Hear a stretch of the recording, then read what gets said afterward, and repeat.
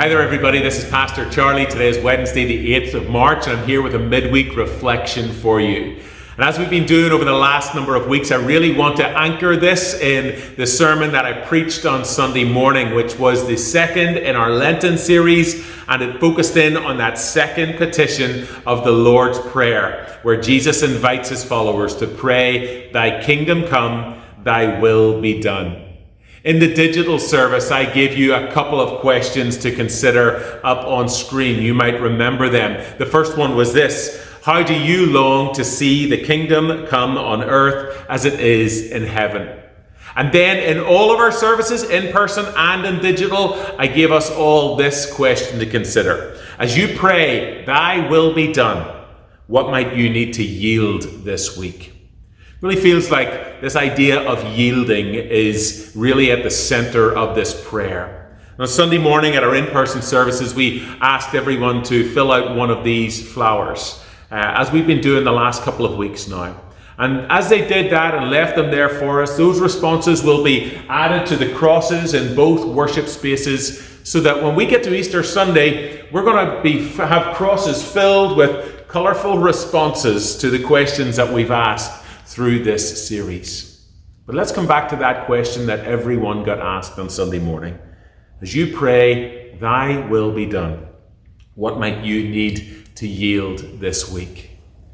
You know, I've already had a conversation this morning about someone's response to that very question. That individual said to me, really, my response was all about yielding control unto God.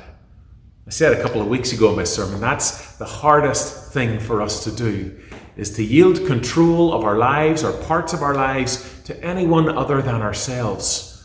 But that is the gracious invitation of God today and every day. You see, friends, we worship and we follow a God who invites us to trust him with all of our lives. And even though that is hard, God never stops inviting us to find rest by trusting in him. So as you've been invited to yield this week, praying, "Thy kingdom come, thy will be done on earth as it is in heaven," what is it that you have been invited to trust God with? Maybe you wrote it down on Sunday, maybe you're still thinking it through. Maybe you have a response right now, and if you do, I invite you just to stop for a second, pause this video and just sit with it. And maybe offer it unto God prayerfully by saying, "Dear God, I yield unto you now," and fill in your own blank.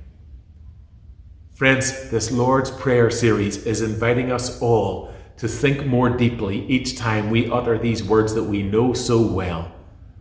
I was interacting a little bit with the author of our book just last week, Adam Hamilton, and I had put up a tweet that was just reflecting on our first session on Wednesday night together, and he actually replied to it saying that writing this book that we're using as the sort of prompt for our sermons and our series, writing this book changed the way I pray that prayer.